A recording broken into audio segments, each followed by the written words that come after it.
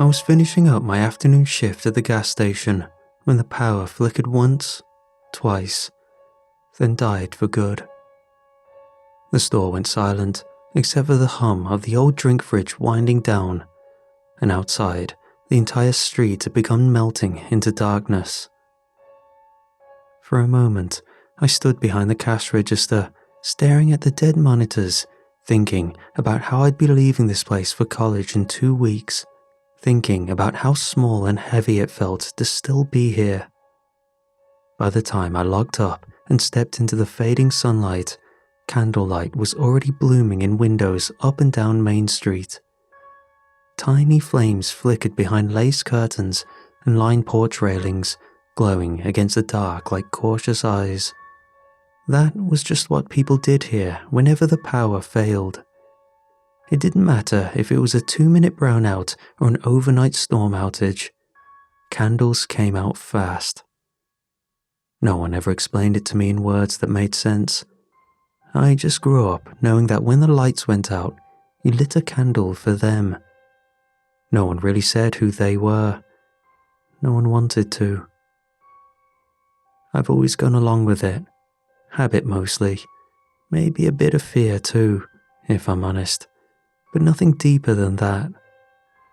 Grandma was the believer. She would hum under her breath, low and tuneless, as she lit each wick in the living room. Her hands would tremble as she moved from candle to candle, whispering prayers I never fully understood. The prayers meant to keep us safe, she said. I used to watch her and wonder if she really believed in what she was doing, or if believing was just easier than asking questions no one had answers for. All I knew was that every window in our street would glow by the time the first hour of the blackout passed. Every porch would have a candle burning, and every family would stay inside, quiet, waiting for the power to come back on.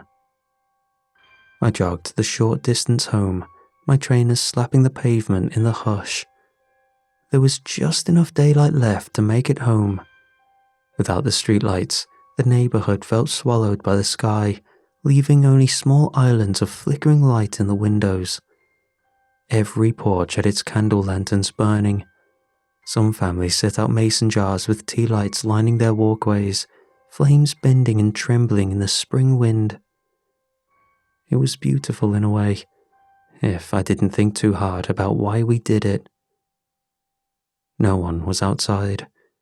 Not even porch smokers or gossiping neighbors leaning on rails. Windows were curtained tightly.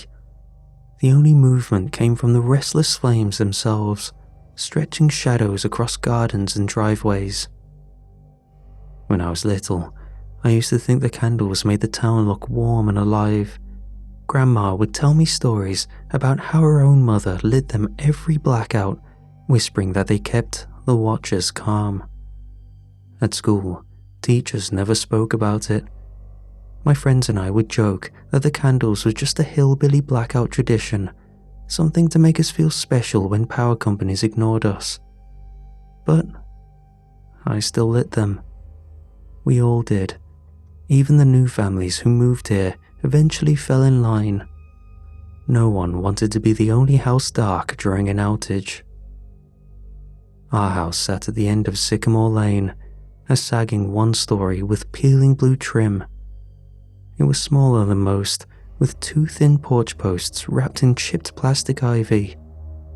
Grandma always said she liked being at the edge, away from the busier parts of town. Fewer eyes watching her every move, she'd whisper with a smile. Though I never understood what that meant. I pushed through the gate and up the front steps 2 at a time, the wood creaking under my weight. My fingers shook as I thumbed the keys from my pocket. I wanted to see a silhouette in the window, rocking slowly in a chair, candlelight pooling around her lined face as she mouthed prayers into the quiet. That was how it always was. Even when the power returned, she let the candles burn down to wax puddles before blowing them out, just to be sure. Inside, the living room smelled of lavender wax and melted paraffin. Dozens of tea lights flickered along the windowsill, and the old bookshelves crammed with worn cookbooks and yarn baskets. But there was no humming to greet me, no whispered psalms or half-forgotten lullabies weaving through the candle-lit shadows. Grandma was slumped in a rocking chair, head leaning against the shoulder. Her eyes were open, staring at nothing. The glow of the candles lit a face from below, deepening every wrinkle into something hollow and waxen.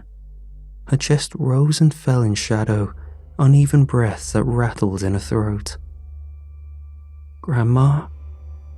My voice cracked as I crossed the room, dropping my bag by the door. I crouched beside her, gripping her wrist. Her skin felt cold and damp.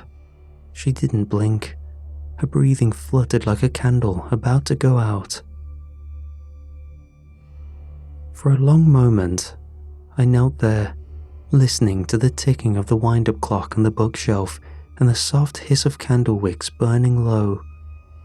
Outside, the street was silent, holding its breath under the blackout sky. Emergency services never came out during a blackout. Whether it was due to tradition or a logistical reason, I never knew. But what I did know was it was useless to try. My chest tightened. I stood and moved to the candle shelf, pulling down the box of fresh votives. If Grandma couldn't finish them tonight, I would. I didn't know what else to do. All I could think was, keep them burning, keep her safe, keep whatever waited in the dark from thinking our house was empty. I moved through the house with the box of votives balanced against my hip, placing candles in every room.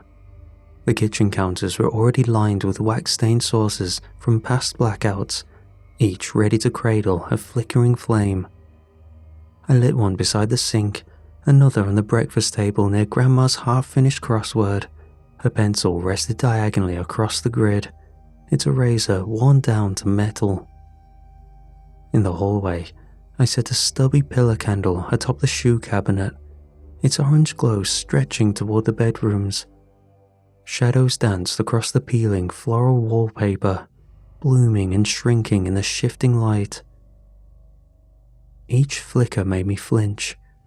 I kept listening for Grandma's voice, hoping she would call out to me, ask what I was doing, or tell me I missed the spot. But the house stayed silent, apart from the quiet hiss of wicks catching fire. At the bathroom door, I paused to check her breathing again. From the hallway, I could see her chest rising and falling, slow and uneven. Relief thinned the tightness in my throat for a moment. I whispered a quick prayer, words she used to say when I was scared of thunder.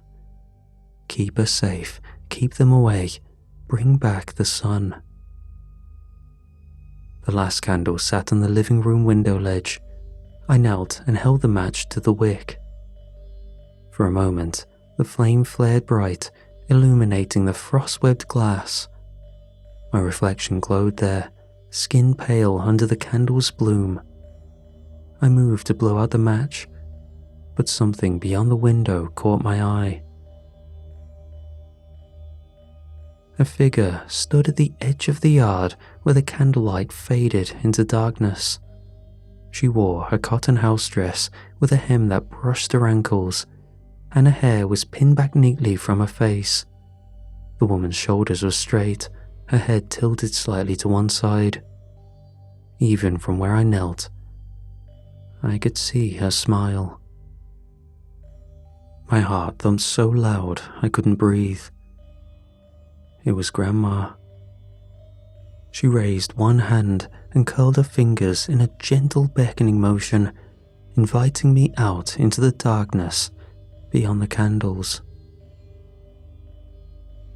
My hands fumbled for my phone as I backed away from the window. Emergency services were no help, but maybe someone from the town knew what to do. The screen lit up blue and empty. No bars, no emergency signal. I tried again, pressing the numbers harder, as if force alone could push the call through. Each failed attempt made my chest tighten, until I felt I couldn't draw breath at all. Come on, come on. My voice shook in the quiet room. The only answer was the low hiss of the candles burning along the shelf. I shoved the phone into my pocket and turned to check on Grandma. For a moment, I thought she was still there in a chair. The shadows clung thick around the cushions, curling into shapes I almost recognized. I stepped closer, heart pounding so hard I could feel it in my teeth. The chair was empty. The front door stood open, letting in a chill breeze that carried the faint scent of damp earth and blown-out matches. The candles by the entry had been extinguished, wax pooling around blackened wicks. Their smoke coiled upward in thin grey ribbons that faded into the dark. "Grandma?" My voice cracked. I rushed to the doorway and peered outside. The street stretched silent under the blackout sky, only lit by the flickering candles in windows and porches. I stepped onto the porch boards, clutching the frame to keep my knees from buckling. "Grandma!" I shouted again, louder this time. My voice echoed off quiet houses, then fell flat. At the far end of the street, shadows flickered at the edge of the driveway. They were tall, thin shapes standing just beyond the candlelight's reach. They didn't move, they didn't speak, but I could feel their attention pressing against my skin, pricking cold and sharp as sleet. Lights glowed behind curtained windows. I saw a neighbor across the street pull back a lace curtain with 2 fingers, her eyes wide and round in the dimness. Our gazes met. She shook her head once in a quick, desperate motion before letting the curtain fall back into place. Another window brightened as someone flicked on a flashlight, only to click it off immediately, leaving candle flames to flutter alone. "Please," I whispered, though I didn't know who I was asking. I remembered Grandma's old warning, the one she always made me repeat before bed during storms when the lights flickered. Never go outside during a blackout without a single lit candle. They can't see you if you carry the light. My hands were empty. I was standing barefoot in the dark, nothing but silent watchers between me and the rest of the world. I stepped off the porch, the chill grass flattening under my bare feet. My eyes darted across the yard, scanning for any sign of her. The shadows at the end of the street still stood silent and watchful. I forced myself to look away, focusing instead on the ground directly before me. Halfway to the garden beds, a faint glimmer caught my eye. I moved closer, heart thudding against my ribs so hard it hurt. There, nestled among the dandelion stalks and damp earth, lay Grandma's old brass candle holder. Its curved handle rested on a patch of flattened grass, wax pooled and solidifying around the wick. I crouched and touched it with trembling fingers. The wax was still warm. The scent of lavender clung to it, soft and sweet in the cold air. Tears prickled in my eyes. She never let this candle go out, not once in all my years living with her, constantly replacing it when it got low. She kept it by a chair every night, even when there was no blackout, flame flickering against the dark until dawn came back. I clutched the holder to my chest and stood, wiping my eyes with my sleeve. The street felt wrong in its silence. My gaze drifted past the fences and rooftops toward the tree line at the far edge of town. Beyond the open fields, in the dense clutch of old pines and bare-boned oaks, hundreds of tiny lights flickered between the trunks. Pinpricks of gold hovered in the dark, steady and silent. They weren't fireflies. The lights didn't bob or bounce. Each remained fixed at a different height, some low to the ground, others near the canopy, spread among the trees in careful, unnatural patterns. My breath caught. I could almost see shapes holding them, figures with edges blurred by shadow, each carrying a pale, unwavering flame inside them.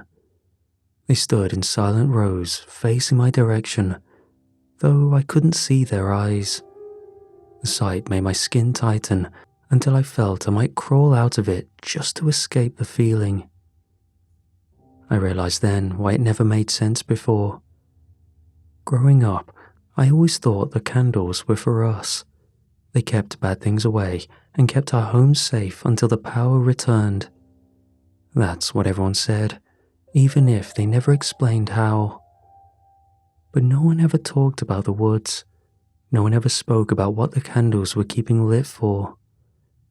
It was a gap I never noticed because I didn't want to, because the thought that the lights weren't barriers but invitations felt too heavy to hold as a child. So I never asked. None of us did. A memory rose sharp and sudden. Grandma's voice, low and quivering, as she cleaned and trimmed the old wicks. They need light to find their way home. If we don't give it to them, they'll look for another glow to follow. I pressed a hand over my mouth, fighting the nausea climbing up my throat. The candles weren't meant to keep spirits away. They were to guide them back to wherever they came from, to keep them moving past us. Without the light showing them the path, they'd find another source, another warmth, another living glow to carry them through the dark. And tonight, the only other light left was me. My breath rasped in my throat, shallow and quick, but I forced myself to move slowly. Rushing would only make the candle flicker harder. With how close I was getting, if it went out, I knew I would not be able to relight it in time. The closer I drew to the tree line, the colder the air became. My bare arms prickled with goosebumps, and sweat cooled against the back of my neck. The pine trunks rose tall and silent before me, their branches clawing at the dark sky. Between them, the flickering lights spread deeper, forming rows and clusters among the shadows. I paused at the edge of the woods, the scent of damp needles and rotting leaves curling into my nose. The candle trembled in the faint breeze, its small flame bending toward the trees. I moved forward in a single step, then another, careful to keep the holder level. My hands ached from gripping it so tightly, but I didn't dare loosen my hold. As I crossed into the tree line, the light shifted. They began to move, drifting out from behind trunks and thickets. Figures emerged with them, pale shapes that blurred at their edges. The faces were smooth and empty, with thin, white skins stretched over blank hollows. Each one emitted a small light from their chest, maybe a representation of their soul made manifest, looking like a flame standing tall without so much as a tremor. Each only had one light in them. If I had come with more candles for safety, they didn't make a sound, no footfalls, no breaths, just the soft hiss of wax burning and the faint crackle of my own candle as I passed them. I had to walk slowly, measuring each step to keep from stubbing over roots or fallen branches. The candle's flame pulled my attention, forcing me to watch it more than my path. The ground was littered with pine needles and twigs, each threatening to shift under my weight. Every time the wick guttered from a trembling step, my chest clenched so hard I felt I might vomit from fear alone. The pale figures pressed closer, creating a narrow corridor of flickering gold. Their heads turned to follow my movement, though they had no eyes to see me with. My scalp prickled with constant sweat as I felt their attention tighten around me, a silent, suffocating curiosity. They parted ahead, revealing a small clearing deep among the trees. In the center stood my grandmother. A thin cotton nightgown billowed faintly around her ankles in the breeze, though her hair and arms remained utterly still. She stared forward, eyes glazed and unblinking, mouth slack, her hands hung at her sides, empty. A shape moved behind her, taller than the others, dark enough to drink in every shred of candlelight nearby. Its form shifted with each step, thin and bony. Its hand emerged from the gloom, long and skeletal, skin stretched taut over jutting knuckles. It extended its hand toward mine, palm up, waiting. The meaning pressed into my chest with a weight of stone. It wanted my candle, my light in exchange for Grandma's return. A soul for a soul, or at least what it thought was a soul. I tightened my grip until my knuckles burned, unable to breathe past the cold swell in my throat. Even though I knew I wasn't giving it my soul, I was still handing over my only light. Without the flame, would I find my way back through these trees? Without it, would I become just another flickering shape among the silent congregation? My grip loosened around the brass holder. The flame wavered once before steadying again, bright and calm against the dark. The skeletal hand remained outstretched, fingers curling in silent invitation. My chest felt tight enough to crack my ribs apart. Every instinct screamed to turn and run, but I forced myself to take a trembling step forward. I extended the candle. The figure's hand closed around the holder, skin crackling with a sound like frozen branches breaking. The instant my fingers let go, the darkness surged inward. Shadows rushed past my face, cold and sharp, scraping against my skin as if testing its warmth. I lunged for Grandma, my fingers wrapped around her thin wrist, gripping bone under soft skin. She didn't move at first. For a single crushing moment, I thought I had traded a soul for nothing, that I had lost both of us to the woods forever. Then her arm twitched in my grasp. Her chest rose in a sudden, ragged breath. Her eyes flickered with awareness, confusion clouding her gaze as she turned her head to look at me. The shadows shrieked without sound, rushing forward with a sudden, violent hunger. Without a candle, I no longer blended in, and just like an immune system, they went straight for me, as if I were an invader. They clawed at my shoulders, scraping across my back, ripping the thin fabric of my shirt with ice-cold fingers. I tightened my hold on Grandma and pulled her forward, forcing her feet to move across the pine-littered ground. We stumbled between the pale watchers, weaving through their silent ranks. Branches snagged at my hair and whipped across my face, scratching skin raw. Roots rose from fallen needles, catching my toes and sending me staggering with each step. Grandma gasped beside me, half dragged, her thin legs trembling with effort. The woods stretched on endlessly, every tree the same twisted silhouette in the wavering candlelight ahead. The shadows closed in behind us. I could feel them brushing against my back, pressing cold fingers to my spine. My legs burned with each lunging step, muscles shaking so hard I thought they might give out before we reached the edge of the trees. We broke from the tree line into the open. The house stood ahead, porch lights dark, candles flickering weakly in the windows. My legs gave out for half a step, and Grandma stumbled beside me, her feet scraping uselessly across the grass. The shadows poured from the woods, stretching over the lawn in curling, gasping streams. She sagged in my arms, her head falling against my shoulder. Her voice was thin, barely more than a breath. "Leave me," she whispered. "You have to run. They're too close. No, I gasped, tightening my grip around her waist. I'm not leaving you. Please, she breathed, tears spilling from her closed eyes. Go. They only need one. I tried to pull her forward, but her knees buckled. It was a miracle she made it this far in her age, and it didn't look like we'd be able to make the distance together.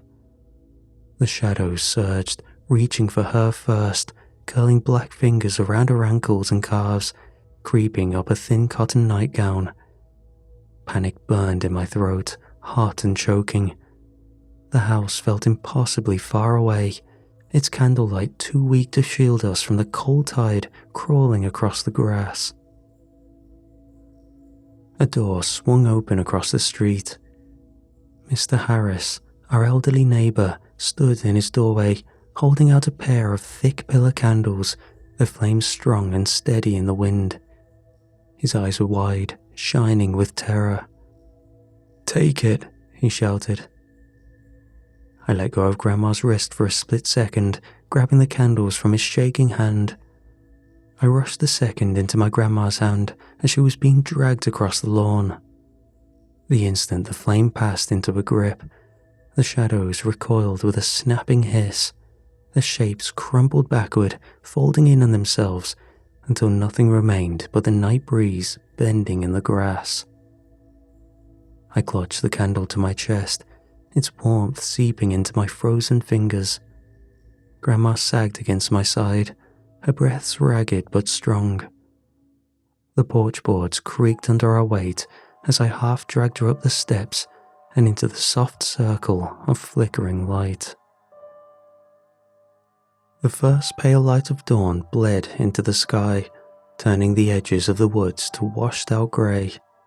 Streetlights flickered back to life, humming with a familiar low buzz. Power returned with a quiet surge, clocks blinking 12 in every room. The candles still burned, their flames small and stubborn against the morning light. I sat beside Grandma's bed, dipping a cloth in warm water to clean the scratches along her arms. Her skin was thin and marked with bruises and cuts where the shadows had grabbed her.